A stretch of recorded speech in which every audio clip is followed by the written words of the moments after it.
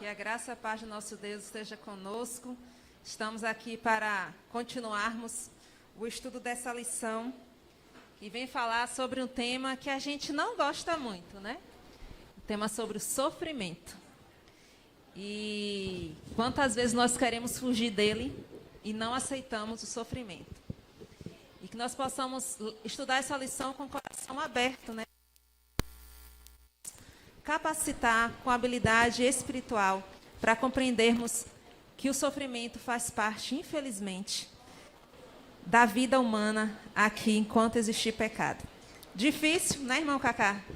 Mas é a verdade. E a gente precisa olhá-la com o olhar também de misericórdia de Deus. Quero agradecer pela oportunidade de evangelizar Marlete, o pessoal aqui da igreja, sede Parpiaí. E que essa lição, iniciando-se hoje, ela veio em um momento muito oportuno da circunstância em que os seres humanos se encontram, principalmente o povo de Deus, que vai falar sobre o crisol do pastor, o bom pastor, aquele que mesmo andando, mesmo vendo seus filhos andando errante, ele está disposto a conduzi-los pelo refrigério, águas tranquilas, caminho seguro e mesmo, vamos, o tema a seguir, andando pelo vale da sombra da morte, ele está disposto a nos conduzir em caminho seguro até alcançarmos o redil do bom pastor, né? Do seu redil. Para você que está em casa, irmão, seja muito bem-vindo à Escola Sabatina. Vamos orar? Pedindo a Deus que nos oriente nessa jornada que é recapitular a lição. Querido Deus, amado Pai, nós louvamos o Teu nome, Senhor, porque Tua misericórdia se renova cada manhã. E obrigada pelo estudo da Tua palavra, que possamos através do Espírito Santo, ao seu direcionamento, compreender a tua palavra e crer no que o Senhor deixou para nós. Abençoe todos os irmãos que aqui estão e que estão em casa também.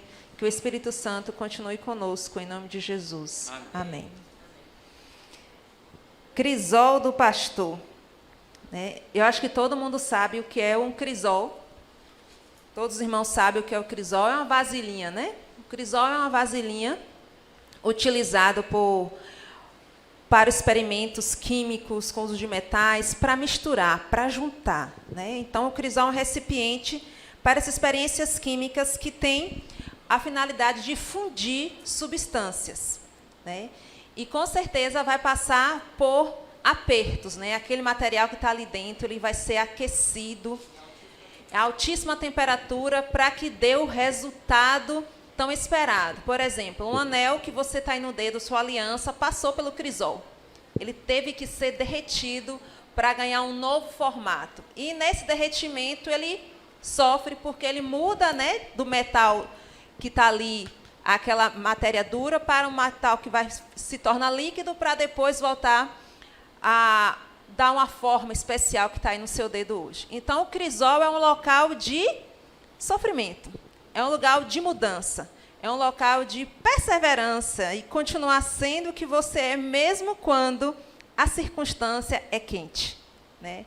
É tenebrosa. O processo que o crisol proporciona, mais perfeita colocação que ela fez foi a purificação do metal. As escórias são tiradas para fora. Então, há um processo de purificação e um brilhantismo que vem, você vê a raridade daquilo que vai ser formado através daquele processo que o valor fica muito maior. Por quê? Porque se torna único.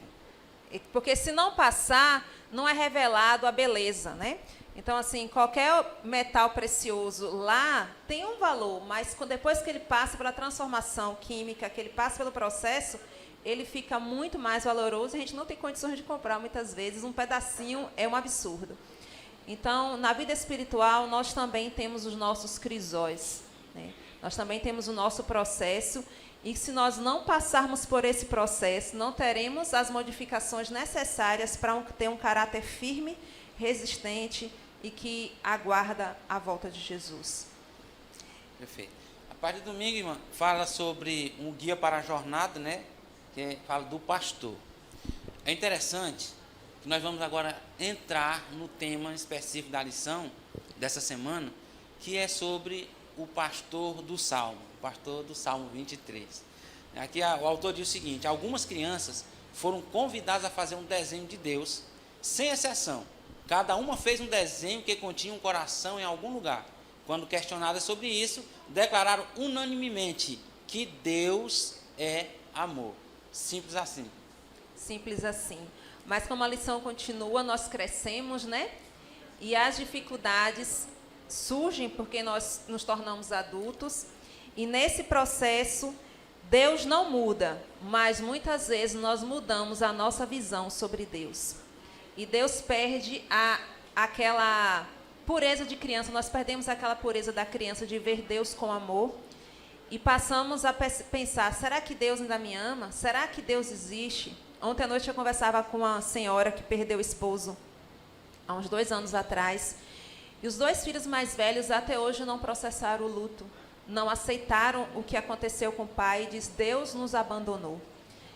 Amados, Deus continua sendo Deus, mas a nossa visão sobre Deus que pode modificar a partir das circunstâncias que nós passamos e como nós escolhemos passar pelos crisóis, né? O interessante, meus irmãos, é que no Velho Testamento, todo o Velho Testamento, vamos botar aqui o centro, o Salmo 23, mas antes do Salmo 23 e depois do Salmo 23, e no Novo Testamento, quando é revelado o pastor do Salmo 23, mais especificamente no Evangelho de João, nós aprendemos que eles sempre usaram a imagem do pastor conduzindo o rebanho, conduzindo as ovelhas, conduzindo a um lugar seguro. Deus nunca abandonou o ser humano em hipótese alguma, em toda a sua existência. Mas nós mudamos a nossa visão em relação ao nosso procedimento, às nossas escolhas e o laço que caímos. Nós mudamos a nossa visão e expectativa a respeito de Deus. Nós dissemos o seguinte, às vezes chegamos até a duvidar, mas, poxa, Deus está vendo tudo isso, Ele não vai fazer nada, Deus me abandonou. Mas muitas vezes nós somos vítimas das nossas próprias escolhas. E veja só, o que nós aprendemos sobre o pastor nos versos a seguir, por exemplo, Jeremias 23, 3 e 4, especificamente nesse versículo, diz que Deus, Ele cuida das suas ovelhas. Ele está disposto a cuidar das ovelhas. No Ezequiel 34, 12, diz que Ele se preocupa com elas. Existem alguns pastores infiéis na casa de Israel, existia os pastores fiéis, mas as ovelhas nunca foram abandonadas, porque o verdadeiro pastor estava lá disposto e predisposto a ajudá-los. Na carta de Pedro, na primeira epístola, diz que ele as resgata e as põe em um lugar seguro. O Salmo 23, quando nós lemos o Salmo 23, né, o que o pastor faz para cuidar das ovelhas? Restaura, guia nas veredas da justiça, dá proteção em meio ao vale, né? E ele honra suas ovelhas. Isso versículo 6. Isso é fantástico. Olha só, defende, sustenta, as abençoa, honra as suas ovelhas. Você está passando por problema, por dificuldade, você está com decepção, seja lá qual for a área da sua vida, mas essa decepção não vem de Deus. E Cacá, eu achei interessante a lição dessa semana, porque é o seguinte, nós estamos falando sobre o crisol, né? Então, o crisol é um lugar de purificação do metal, torná-lo valioso, tirar as impurezas, modificar a sua forma para ter mais valor, como estava dizendo a irmã Gisá. Mas aí fala assim, o crisol do pastor. Pastor lida com ovelha, pastor lida tem o cajado, né? Aí eu disse, o que é que tem a ver crisol com pastor? Quem tem crisol é o ourives, ele é que vai cuidar, né? Então, lendo essa lição, eu vi que o crisol, porque principalmente o Salmo 23, o Salmo de 23 fala de pasto verdejante, águas frescas, uma mesa com bastante comida, não fala de dificuldade, a não ser da questão do vale da sombra da morte. Mas, aí eu disse, onde é que entra aí? Aí eu vi aqui na lição que realmente também o pastor leva as suas ovelhas para o crisol, ou para a dificuldade. Para quê? Que é o que a gente vai ver, que eu acredito que vocês vão falar isso mais na frente. E se a gente não falar, o senhor fala. Então, aí segunda-feira tem locais da jornada. É onde a gente começa a falar sobre os próximos versículos do Salmo 23. O interessante é que na jornada fala que guia por pastos verdejantes, leva águas tranquilas, né? Veredas de justiça, e também fala no vale da sombra e da morte. Bem, Jesus é o caminho, mas ele também é o destino do caminho. Todo aquele que é conduzido por Cristo, Cristo é o próprio caminho, e no final o destino vai ser Cristo. E nesse processo, quando a gente pensa assim, veredas da justiça, né? Caminhos, pastos verdejantes, a gente só imagina o quê? Que vai ter o quê?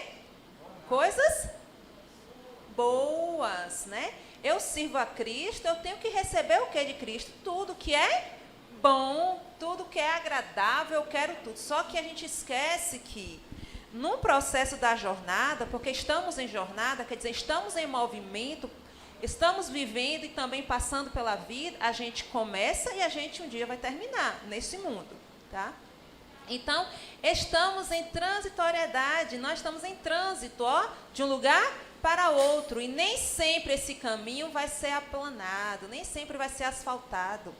Às vezes está cheio de pissarra, às vezes tem mato pelo caminho. Mas o que é que ele fala? Que veredas da justiça. E na vereda da justiça quer dizer que o caminho pode não ser tão reto na questão de geográfica, mas é o caminho da retidão. E o caminho da retidão, a gente precisa ir cortando algumas coisinhas, porque se o Espírito Santo não nos podar, não nos purificar, a gente não chega no destino que é Cristo. É isso, e temos 4 razões que nós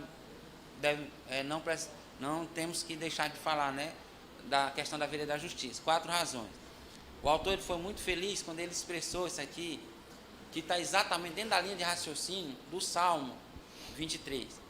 As 4 razões importantes são: primeiro, são caminhos, pois nos levam ao destino certo, que é a casa do pastor. Segundo, porque nos mantém em harmonia com a pessoa certa, que é o próprio pastor. Terceiro, porque nos treinam para sermos pessoas retas, como ela mencionou, como pastor. E quarto, porque nos dão testemunho certo. À medida que nos tornamos pessoas retas, damos glórias ao Senhor. São caminhos retos ou justos, quer caminho seja fácil ou difícil. E como crente, muitas vezes a gente tem dificuldade de aceitar esse caminho difícil. Exatamente porque nós temos uma visão equivocada a respeito do nosso relacionamento com Jesus, quando acreditamos que ao nos tornarmos cristãos, vamos estar livres de todo e qualquer problema. Mas pelo contrário, existe um exército espiritual do mal que Paulo mencionou no livro de Efésios, capítulo 6, que estão lutando constantemente contra as nossas escolhas, as nossas decisões de seguir a Cristo.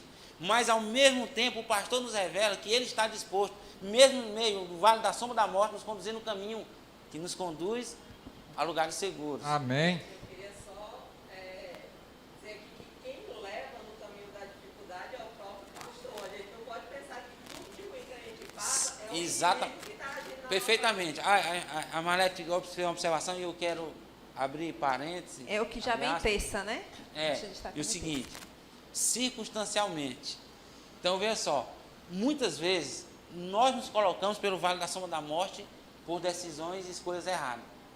Outras vezes o pastor nos põe exatamente para que ele possa extrair o melhor de nós e nós nos tornemos, tomemos um aprendizado para a salvação. É isso que nós vamos ver agora, a seguir. Exatamente, Cacá. Eu queria até mencionar isso aí, porque é o seguinte, digamos um caminho plano, você vai fazer um trajeto em um caminho plano, sem dificuldade, sem problema, sem nada. Você só fortalece a mesma musculatura das pernas, porque você está andando de forma linear, você está seguindo um padrão. Quando esse caminho tem altos e baixos, quando você está, digamos, descendo, fortalece outro tipo de musculatura. Quando você está subindo, outro tipo de musculatura. Então, o caminho, muitas vezes, ele vai apresentar alguma dificuldade.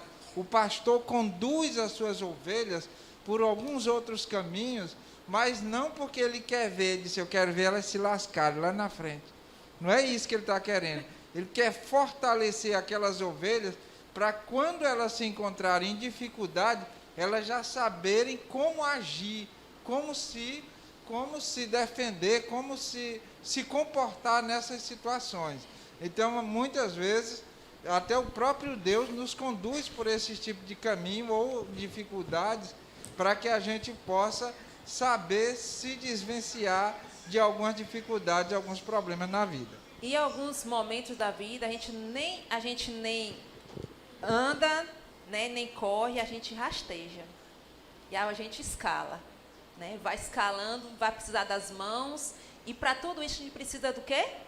De bons pensamentos, da convicção de que mesmo quando eu estiver rastejando, com muita dificuldade, o pastor está comigo. Porque se nós observarmos aqui, tinha situações, né, geográficas na região de Israel, tinha momentos quando os rios subiam, eles tinham que ir pelos lugares mais desfiladeiros, então eles não desciam de qualquer jeito, né? Às vezes você tem que ter uma técnica para descer e para subir, porque senão você não consegue passar por esse vale. E muitas vezes nós não aceitamos o vale porque nós achamos que não somos merecedores do vale. Só que se nós olharmos para a cruz, o maior vale quem passou aqui na terra foi o próprio Cristo. E ele falou: Pai, afasta de mim esse cálice, porque ele sentia na pele e na alma dele a dor que era carregar. Os pecados de todos nós sobre ele estava tão pesado que ele diz assim: Pai, afasta de mim, mas seja feita a tua vontade. Se o próprio Cristo se subjugou ao Pai, Cristo era Deus, mas naquele momento ele precisava se subjugar a Deus, a vontade da redenção, para que nos desse a oportunidade. Não somos nós, seus filhos, que devemos rejeitar o quê? O sofrimento. Agora, é fácil passar pelo sofrimento? Não é. O sofrimento de perder um ente querido jovem, deixando 2 filhas, vocês acham que para a gente é fácil? Tenho pessoas que estão doentes, não é fácil, gente. Às vezes é o caráter que precisa ser modificado, porque a gente às vezes é muito duro. Alguma coisinha ali que eu tenho que ir lá raspar, catar, tirar, porque se ele não tirar, a gente não continua no processo. Não é fácil, queridos, não é fácil de jeito nenhum você mudar um mau hábito, você organizar o seu caráter perante o Senhor. Então, tudo isso, esses vales, são difíceis de passar? São difíceis de passar. Mas fala que em tudo o pastor está conosco. Só que às vezes a gente não sente, às vezes a gente quer sentir, irmão Cacá, eu não estou sentindo. Eu ouvi uma pregação que dizia assim: não espere sentir para permanecer na fé. Apenas creia que o Senhor está contigo, mesmo não sentindo nada. E, infelizmente, a gente está numa época do mundo, né, e acho que, não sei se foi sempre assim, porque eu não vivi em outros séculos, a gente tem a vontade de ter nas nossas emoções a questão de sentir Deus, de perceber Deus, de ouvir a voz de Deus. Às vezes, Deus vai estar em silêncio, mas a gente nunca vai estar só. E o silêncio de Deus, muitas vezes, é uma resposta exatamente. Dói demais. Aí, a irmã Marlete comentou a questão de se colocar no... E aí eu fiquei pensando, essa questão que Marlete colocou aí, eu fiquei pensando até hoje de manhã: Marcos, nós vamos para o vale ou o pastor nos coloca nos vales para nos purificar? Ele leva, né? Especificamente para o bem da ovelha, ele leva. Olha, eu não sei quem comentou aqui, na lição, aquela que nós estávamos falando a respeito de José, na lição do trimestre passado. Alguém comentou assim: não, mas foi preciso. Acho que foi o irmão Edmilson e o irmão que estava aqui do Lorival. Eles estavam passando a lição. E eu não sei se foi o Edmilson ou foi ele que disse assim: mas foi preciso que José passasse por aquilo para ele modificar o caráter dele, para ele melhorar o caráter dele, porque o pai o havia estragado. E de fato, no Espírito de Profecia está escrito isso. Mas diz que José, infelizmente, Jacó, ele mimava ele demais. Ele meio que modificou um pouco. Dengou demais. Perdeu a mãe, né? Então vamos fazer de tudo para suprir essa necessidade. Exatamente. Então essa moça aqui, né, essa escritora, diz assim: um cordeiro que se encontra no vale da sombra da morte pode concluir que foi conduzido indevidamente. Mas não foi conduzido indevidamente. Às vezes é preciso, às vezes é necessário. Deus é tremendo e Ele quer o melhor para a gente. Às vezes nós estamos passando por um profundo sofrimento. Às vezes nós nos colocamos nisso. Mas mesmo nós mesmos tendo nos colocado, não sendo Deus, sendo nós, Deus ainda trabalha. Ele conserta aquilo que o ser humano quebra, que o ser humano desmantela. Na parte de quarta-feira, irmão Gisar, quando fala no desvio inesperado 2, e a mesa rodeada, isso aqui me chamou bastante atenção. Né? Preparas-me uma mesa na presença dos meus adversários. Unges a minha cabeça com óleo. Meu cálice transborda. Essa declaração aqui de Davi, o patriarca e profeta, diz que quando ele escreveu esse salmo, ele se encontrava em uma posição de sofrimento, de angústia, de desespero à vista humana. Porque Davi, ele havia fugido da presença de Saul, que queria matá-lo, né? E ele se lembrou que quando ele pastoreava as ovelhas, Deus sempre estava com ele. Ellen G. White diz o seguinte: não devemos temer em relação ao futuro, a menos que esqueçamos do que Deus tem feito por nós até agora. Esse Deus é o pastor que ajudava Davi na jornada do deserto a conduzir as ovelhas de Jessé. Matar leão e matar Matava urso, matava leão, trazia a ovelha perdida, resgatava, curava que estava com a patinha quebrada. E ele, nesse momento que ele estava, provavelmente na caverna de Adulão, isso é uma hipótese, ele escreveu o Salmo 23, que ainda assim, o mesmo Deus que conduzia ele lá no tempo das ovelhas, no seu pastoreio, ele conduziria agora. E ele escreveu essa frase seguinte: preparas-me uma mesa na presença dos meus adversários. Unges a minha cabeça com óleo, meu cálice transborda. Naquela época lá, quando uma pessoa era convidada para almoçar na casa, era costume israelita, e o anfitrião, vamos supor, a Marlete convidou a Gisar chegou lá, a Marlete ia lá, ungia a cabeça dela com óleo, o óleo tinha aloés ou perfume, e quando ela ia lá para a mesa da refeição, ela botava sempre em excesso, e as pessoas já sentiam o cheiro, o aroma da Gisar chegando. Davi, ele descreveu exatamente esse desejo que ele tinha, e na verdade é o desejo de Deus para cada um de nós, é ungir-nos a cabeça com óleo, é com o Espírito Santo, para que mesmo em meio a esses grandes sofrimentos, nós possamos permanecer na presença de um Deus Santo que não pode errar, está sempre nos ajudando. Então, na vida, inevitavelmente encontraremos inimigos. Como você lida com eles? Já ficou acordado à noite, revirando-se, sonhando com a maneira de se vingar dos que tentaram machucá-lo ou destruir seu trabalho? É difícil saber lidar com os inimigos. E aqui, irmão Cacau, o interessante é que, né, é um processo. Observa que ele confirma nos primeiros versos e fala de Deus na terceira pessoa, né? O Senhor, Ele é meu pastor, e fala que me guia, né? Sempre levando para a terceira pessoa. Quando chega na hora do vale, ele fala tu, segunda pessoa, ele fala com Deus, não fala mais sobre Deus, ele fala com Deus, fala assim, olha, tu me guias, tu estás comigo. E quando chega no preparas, é segunda pessoa também, é porque o próprio Deus prepara para ele. Mas ele passou primeiro pelo quê? Ele passou pelo crisol, ele passou pelo processo de purificação, para depois chegar no processo da honra. Não existe honra espiritual antes da purificação espiritual. Não existe Deus nos honrar com tudo sem purificar o nosso caráter. Mas muitas vezes nós queremos primeiro a honra, para depois a purificação. Só que a ordem divina é diferente da ordem humana. Porque se Deus honra Davi, né? Nesse momento aqui, se Deus honra essa ovelha, sem preparar essa ovelha para essa honra, ela pode se voltar contra o próprio pastor e não reconhecer aquilo como bondade e misericórdia do próprio pastor. E, amados, nós teremos inimigos nessa terra enquanto nós vivermos, seja inimigos pessoas ou seja inimigos invisíveis, que são os demônios, que muitas vezes nós achamos nada, né? É tudo normal. Amados, tem potestades que guerreiam contra nós. E nós temos que nos preparar para estarmos de cabeça erguida perante os nossos inimigos, porque nós somos convidados de honra do bom pastor. E Davi teve inimigos, ele fala, me conduzem pastos verdejantes, água tranquila. Gente, que tranquilidade teve a vida de Davi. No dia que teve tranquilidade, ele não resistiu à tentação. No dia que estava tudo sossegado lá no futuro com Betseba, ele cai em pecado. Como foi a vida de Davi?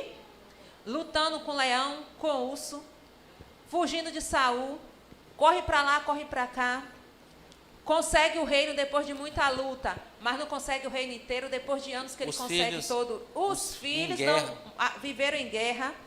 Aí a gente fala assim, não, ele escreveu isso porque a vida dele foi só caminho plano. A vida de Davi foi uma vida totalmente tumultuada, de sofrimento, mas ele fala, o Senhor meu pastor, e nada me faltará. Quer dizer, o que Deus me dá já é suficiente para a minha vida. Então, essa mesa redonda é quando Deus vai honrar os seus filhos, né? Vai honrar aquele que permaneceu, que continuou no vale, que atravessou o vale, que é o caminho estreito para nós que hoje, resistiu, né? Exatamente. Que continua. Mas a resistência, gente, não é individual. Ah, eu vou sozinho. Não, é o Espírito Santo que nos acompanha. Perfeitamente. Né? E o pastor que está conosco. Na parte de quinta-feira, uma promessa para a jornada. Pessoal, isso é fantástico. Olha só o que Davi expressou no versículo 6. Bondade e misericórdia certamente me seguirão todos os dias da minha vida, e habitarei na casa do Senhor para todo sempre.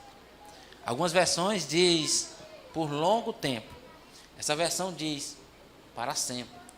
Não existe término, pela eternidade. Não existe término, é pela eternidade. Na verdade, no livro de Eclesiastes 12, o Senhor até aconselha, lembra-te, jovem, né, do teu Criador, né, no dia da tua mocidade. Aí ele começa a falar uns conselhos e diz assim, antes que venham os maus dias nos quais dirás, não tenho neles prazer. Por que não tem prazer? A Bíblia diz que quando chegamos numa idade avançada em dias, é só enfado e canseiro. Então, é válida a observação de que nós devemos aproveitar nosso relacionamento com Deus enquanto nós temos a nossa força viril em funcionamento total. E na ideia de perseguição, só o comentário da irmã encerrar, que eu fiquei aqui no interessante aqui no Gênesis 14, a questão da perseguição, que o autor aqui fala no episódio que aconteceu com Ló. Ele foi tomado, sequestrado, e Abraão reuniu todos ali, os varões nascidos na sua casa, armou cada um deles e foram perseguir aqueles reis que tinham Ló mantido preso. Ele foi lá, guerreou contra eles e tomou Ló de volta para si. Ele não desistiu da perseguição até conseguir o seu objetivo. Da mesma forma, a única diferença de Deus para o ato de Abraão é que Deus, ele não vai te resgatar de onde você não quer sair. Por isso nós devemos tomar muito cuidado com o nosso posicionamento, com as nossas escolhas. Onde é que nós devemos estar no sábado? Ainda não é tempo de dispersar da igreja. Tem uma profecia que chegará esse tempo? Tem. Ainda não é tempo. O lugar que nós estamos é aqui. Porque aqui é onde nós encontraremos o que? Força. O seu celular, quando descarrega, você conecta na tomada. E o carregador, o seu celular carregar. O nosso carregador é o Espírito Santo. E a tomada é a igreja. Eu estou dizendo isso para você, dentro dos conselhos, está no Espírito de Profecia, no livro intitulado Liderança Cristã. Nós devemos estar aqui na igreja, por enquanto. Quando essa ideia de perseguição veio na mente desse autor, ele quis dizer que Abraão perseguiu os reis insistentemente até trazer Ló de volta. Da mesma forma, Deus não vai deixar de seguir você. Ele vai perseguir você, porque ele é o bom pastor que quer o melhor para a sua ovelha. Na lição de sexta-feira, a parte que traz os textos, né, do Mensagens aos Jovens da irmã White, fala o seguinte: os que finalmente serão vitoriosos terão em sua vida religiosa ocasiões de terrível perplexidade e provação. Não devem, porém, rejeitar sua confiança, pois isso faz parte de sua disciplina na escola de Cristo e é essencial a fim de ser eliminada toda a escória. Embaixo fala, mas se em vez de olhar para baixo, para as dificuldades, nós precisamos fixar o olhar em cima. Dessa forma não desfalecerão no caminho e logo verão que Jesus estende a mão para ajudá-los. Só terão então de dar-lhe a mão em singela confiança e deixar que ele os guie. Ao se tornarem confiantes, se tornarão esperançosos. Nós só temos esperança se nós confiamos em alguém. Nós não vamos esperar Ah, eu não confio no irmão Edmilson, vou esperar o quê do irmão Edmilson? Nada. Mas se eu confio, eu espero a ajuda dele. Então, a mesma coisa, eu preciso perseverar, confiando, e essa confiança gera esperança. E fala ainda, acharão ajuda em Cristo para a formação de um caráter firme, simétrico e belo. Satanás não pode tornar de nenhum efeito a luz que irradia de um caráter assim. Deus nos deu sempre o melhor dom, sim, seu Filho unigênito, para revestir-nos de sua própria perfeição de caráter, elevar-nos, enobrecer-nos e habilitar-nos para o lar em seu reino. Então, tudo de melhor que desenvolvermos o nosso caráter vem do dom que Deus já nos deu, que foi o seu Filho unigênito. Sozinhos, nós não atravessaremos o vale. Nós ficaremos presos no vale. Mas com o bom pastor e a guia do Espírito Santo, nós vamos atravessar o vale. Nós precisamos desenvolver a confiança para ter esperança. E, amados, a terra é um vale. Tem partes boas? Tem. Mas ela é um lugar de vale da sombra da morte, de dor. E nós precisamos perceber que o nosso pastor continua conosco. E tem momentos que a gente não vai poder explicar para as pessoas o porquê daquilo, nem o que quer com aquilo. Mas precisamos continuar confiando de que o pastor está conosco e prepara uma mesa perante os nossos adversários. E que sua bondade e sua misericórdia nos perseguem. Então, vamos curvar nossas frontes, mesmo sentados, vamos falar com o nosso Papai do Céu. Soberano Senhor, eterno Deus, maravilhoso e bom pastor, louvado e glorificado seja o Senhor hoje para todo sempre.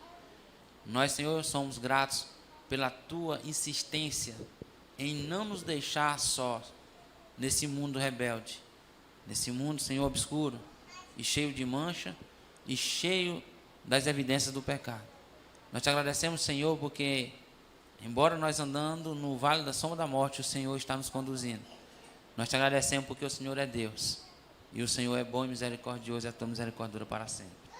Dá-nos, Senhor Jesus, a confiança necessária para continuarmos seguindo, mesmo sendo provados pelo fogo, nos crisóis da vida. Que quando sairmos desses momentos de provação e privações, nós possamos sair pessoas melhores, com caráter modificado e aperfeiçoado na pessoa de Cristo Jesus. Para honra e glória do teu santo nome, te rogamos essas bênçãos, com o perdão dos nossos pecados, em nome do Pai, do Filho e do Espírito Santo. Amém.